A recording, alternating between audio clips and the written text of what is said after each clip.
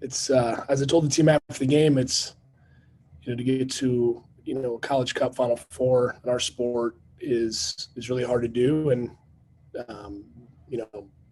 the number obviously is pretty incredible when you look at it through the history of the 21st, and yet this one is theirs and it's uniquely theirs, and I'm really proud of them. And I said that they'll forever be in the facility with how we honor our Final Four teams, and they did it in a real gritty way. I mean, today was not an easy game with the conditions and the way that they got the ball forward, and our box defending had to be really good, and it was just a real gritty performance. And but I told them after I mentioned that, I said, you're kind of leaving your mark. You are leaving your mark, but the ultimate one's still ahead.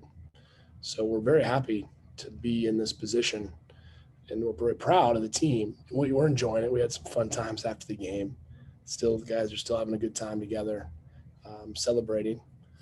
But at the same time, we have the crown jewel is still out there. It's just a lot more. It's a lot closer for us. It's more tangible, with it being 2 games away, and we get to move to the stadium field, which is fantastic. And I know the team will really enjoy playing in there.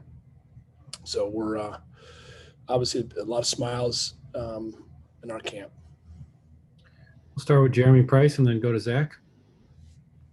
Hey, Todd, how much did you feel like after that weather delay that just whoever could get some sort of advantage would really have a leg up given the field conditions, weather conditions, all those kind of things? I mean, we were on a bus, Jeremy, for 40 minutes, about 30 minutes, trying to talk to him, keeping him loose as the best you can in that scenario. There was no place to go. Same thing with the other teams that had, all 4 teams had the delay. Wake and UNC were in the same situation on the field next to us. So unique, I'd say that goes down to my first. I've been on buses for waiting for things, maybe a halftime, but not for a delay to go to a Final Four. And, if we let them just kind of relax for a little bit, figured out kind of where the timing was. And then as we got closer, we just kept reminding them about, can we take advantage of these 3 minutes left in the half? And also be smart about not giving something. So not only taking advantage of something, but certainly not giving something away late in that half. And the field conditions drastically changed. It was tough. I mean, the middle of the field, it was not standing water, but it was very close to it.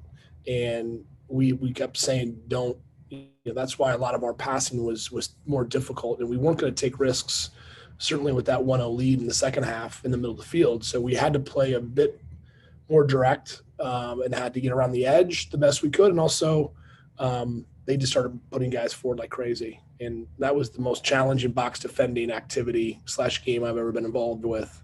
And they're a big team, really big. And we've come a long way in that area. Honestly, that was one of the areas that we struggled in the beginning of the year.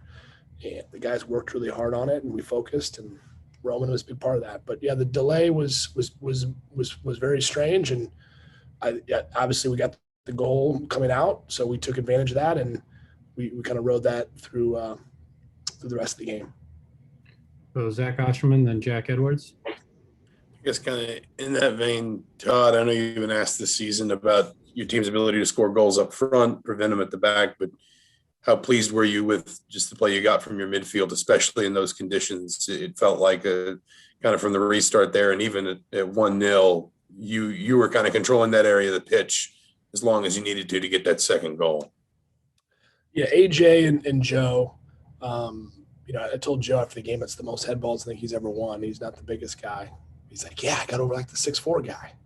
I'm like, I think you did a couple. He was a warrior. I mean, AJ's a mutter. I mean, that's like what he loves. I mean, he loves tough conditions, and he's sliding around making plays, and he probably had the ball 15, 20 times, and he puts his body on the line. Muni, Joey, and Roman. I mean, that box defending and second ball spacing and solving the runs quickly was really good. But yeah, I thought, and then we spelled guys kind of at the 10 with the different Joe or, Thomas War came in, helped. Ben played there. We just kind of manufactured kind of our sub pattern, how to keep everything going. And again, it's the biggest team we've played against. They're really big. We had a tough matchup with size. And again, I thought they did a great job handling it. Jack and then Jared Kelly. Yeah, you guys got that first goal in that short gap between the weather break and then halftime. What was the key to get the team coming out of the bus where you were waiting at a high level? Just reminding them of this is strange. Look at our whole year. The staff did a great job. I think Danny and Kevin were talking to the group, and just remind them look at our whole year. Yeah, we've never had this, but we've never had all the other stuff we've dealt with. It's been one new challenge after another.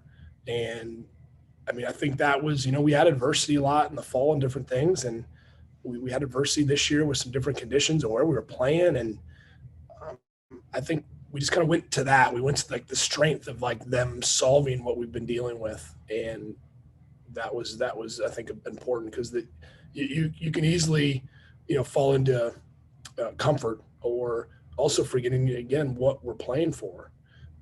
It's just a constant reminder, this is a special game. There's two special moments in a season outside, obviously their Big Ten titles are great. But to get into a Final Four is really, really special. And then to win it is the ultimate. So they were just so close. We just kept reminding them about the details and how gritty they needed to be. And then obviously in the final third, have the composure like Maloon had on the ball to Tom. Thank goodness he was able to square that, and Tom, looking at an open goal. So I'm just really proud of these guys. They're digging in and deep and finding ways to create. And again, Vic hasn't had a goal for us in a couple of games, and everyone's like, how are we going to score goals? Where we're still able to score without Vic. And that's a good sign. Jared and then Kevin Brockway. Hey, Todd. Congrats on the College Cup, first of all. I want to talk about that first goal, especially with Ryan. He's been in and out of the starting lineup a little bit, but mostly in a bench role. But it just seems like he's always in the right place at the right time, and none bigger than tonight, obviously. Just what do you think about him makes him, just has such a, nose for the goal? Yeah, he scored some monster goals for us. The goals at Rutgers, the Michigan goal in overtime is as big as any game this year to get us in that position to win a regular season title. We don't win that title without his goal at Michigan. He's like a lot of our players, Jared. It's it just takes a little time. He's, in his third year, so he's a redshirt sophomore, and he's incrementally got better. He wasn't ready as a freshman and really sophomore. He was not quite there either. So we continue to lean on these guys when we lose players to the pros or lose a player early for whatever reason. We got to rely on these program players to be able to develop. And he clearly had a great technical finish. We've helped him with that, but that was Ryan had that coming in. We just have refined his ability to create those moments. His defending, his attacking thoughts, a lot of little things that we've helped him with his game, but he's just coming into his own, and it's great to see. It's great to see him, those stories, as much as it is, seeing a freshman come in and light it up for us like we've had in other years. The Wittenbrinks of the world, those are important for us, and we got to continue to develop those players and them be patient for their time, and he's done that. Kevin and then Tom Brew. Yeah, Coach, another shutout for Roman. I'm curious about your thoughts about his play tonight and his aggressiveness and challenging some balls inside the box tonight.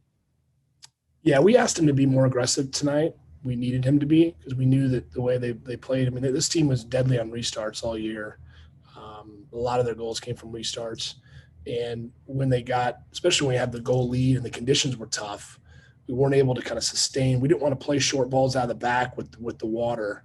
And so we were defending more than we would have liked to, but it required them to put more balls in the box. And Roman, just took pressure off. And I told him after the game, I go, that's a really difficult game if we didn't have your skill set. His athletic ability, his timing, his courage, and the technique on a couple punches that he made in traffic was great. It just didn't allow them to get a good look. And again, they made it really hard. That's a really that's a tough team to defend. And I'm just really proud they were able to hold on. And there was definitely a couple loose balls. And when you send that many numbers forward, like they were certainly way late, no matter what, it's hard to get everything out. And it's certainly hard to get some territory because this kind of repen you. And you need a goalkeeper and defenders that can solve that. And we did a good job. Tom and then Evan. That long break, I mean, how did that affect endurance in the second half? I mean, did it help just having so much time to rest, or was that not a factor? I think where it might have helped is that it did lower the temperature a little bit. It was a little muggy to start, Tom. It was obviously it's like that pre-storm weather. So it was a little, a couple of the guys said they were a little tired to start the game. The ball was sticky. The field was a little muggy, honestly. And I thought the rain and the weather kind of just killed that and made the game have a lot more breathable game, honestly. And I think that helped us. I'm sure it helped them a little bit too. So the conditions I felt were good for us, at least the air temperature and the humidity. But to be able to play through the midfield and, obviously we were finding Vic's feet quite a bit in the first 25 minutes. Like that was hard to do after that rain hit. The middle of the field was really wet and you saw a guy slipping. And again, I didn't want to take risks. And it's certainly a game you're up 1-0. I said, just play on the side of safety. Let's look to get the ball a little bit wider, skip one line if you need to with your passing and certainly don't give them something, make them earn everything that they throw at us. And I think the guys did a good job of executing that. Evan and then Ari. Yeah, Todd, you talked in your pregame press conference about how you don't think you guys have had a full team have the A game at the same time. Obviously, Victor has left off the score sheet today, but do you think you took a step closer to that? I thought Victor had a good game. Obviously, we didn't use him a lot in the second half once we got the 2-0 lead. Kind of in our up goal shape, we don't use Victor as much. But I thought Victor in the first half was we didn't give him the ball in a couple times, but his movement and his spacing was excellent. And I felt like it was the Vic was back again. As I mentioned to you guys last game, he had a fever in the last game because of his tooth issue. And we got that drained and he's in a much better place. So he wasn't eating great. Sleeping probably wasn't great. And as you guys know, like it's tough to play when you got a fever and you're just not feeling great. I think he was down. So I kind of throw that last game out. And I thought he was back closer to what we know Vic can do. And, Vic draws attention. So every time everyone kind of doubles or moves to step, that opens up different options for us in different areas. So if any, Vic is very unselfish too. So he'll create space for our teammates and find the right pass. Evan. I just went, Charlie. My bad. Ari, sorry. Hi, Coach. Congratulations. I was wondering, Seton Hall is obviously a really, really good offensive team. They're not bad on defense, but they are prone to concede a goal or two. Do you prefer to prepare for a team like Pitt or Seton Hall that's got a really strong offense and maybe a defense that's not bad but concedes a little bit, or a team that's like an elite defensive team like you saw a little bit more in Marquette? Well, I always feel defensively is such a strength of our team and program. So I always feel like a really good attacking team. We can find ways to limit their quality chances. I always feel like we can create chances against any team, and certainly they had a couple areas that I thought we could have taken advantage of with some of their center backs' decisions. I thought they overplayed some things at times, so we worked on some movements and some ideas on where we could go and find the ball, and we were really trying to manipulate their midfield. Trying to move their shape to either play short or play into the high seam, as we call it. And I felt like we were able to do that in that first 30. So if the weather stayed the same, I think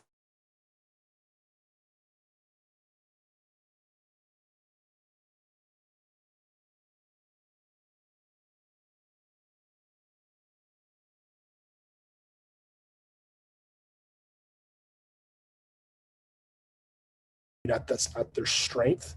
They do send a lot of bodies forward, and they're a very attack-minded team. So just really pleased that we're able to kind of control some of their movements and key players to make it harder for them to find rhythm.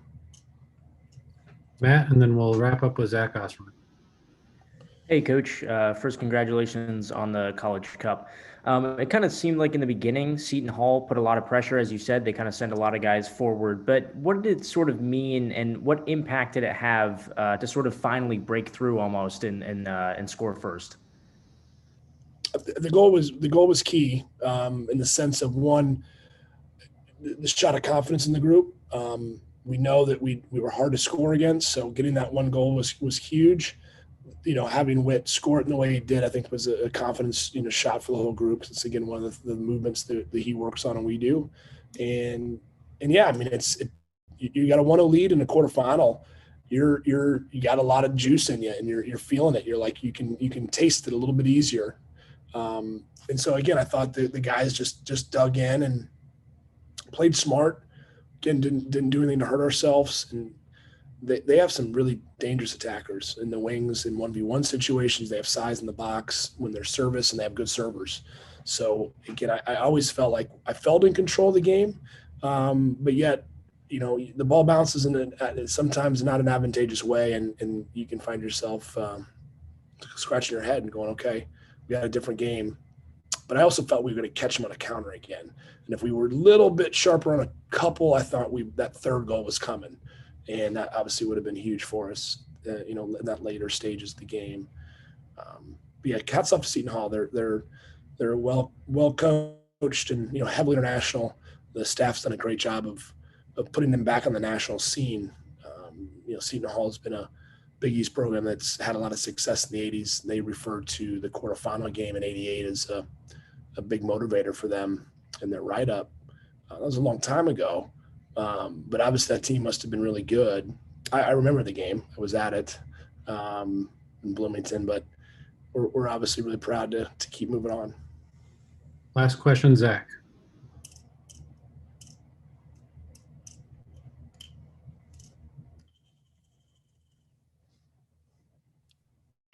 All right. I guess that's it. So thank you, Coach. Sorry, I forgot to hit on mute there. Sorry, Charlie. All right, we'll go ahead, Zach. Isn't that our world, Zach? That's our world. Forgot to mute. Sometimes I think the players want me to keep the mute on when I'm talking. I was going to say my son behaves as no mute's on. Does that count? No, I was just circling back to you said you were talking to the players about the journey not being over, but even against the history of this program, this College Cup belonging to them, this run, being theirs. I'm not asking you to pick one over all the others, but I guess given everything, all the challenges you talked about, all the challenges that I think are kind of plainly obvious in college sports this year, do you think you'll remember this season differently? I know it's not over. I know you guys still have goals to reach for, but do you think you'll remember this one differently because of just how much everybody had to adjust and maybe deal with the adversity of the last year? Most definitely. Yeah, that's a great question. I do feel that this one will be, and like you said, it's, we got to, as we know and what we do, it's like we have to take a moment and enjoy and celebrate what many feel as though is something that IU soccer just does. And it's hard to get to these games. It's hard. And I want them to feel that and understand, like, the jersey is it gives you a lot of pride and it gives you a lot of responsibility to go out and play for something really big. But you guys are the one that did it. Does it give you an edge? I think it does, but you got to go out and you got to do it. And so I want them to understand how important it is that they won this College Cup. They're the 21st. That's theirs. And they see the picture in the locker room. That's always theirs. And then, yeah, when I look at that, and hopefully there's more to this year when we finish here, that we have another big one. And I said that, the ultimate is to be on the jersey. And that's what I told them after the game. I said, let's enjoy this. It's hard to do what you guys did under all the things that we've been dealing with. But don't forget that the ultimate mark on the program is to change the jersey. That's the ultimate.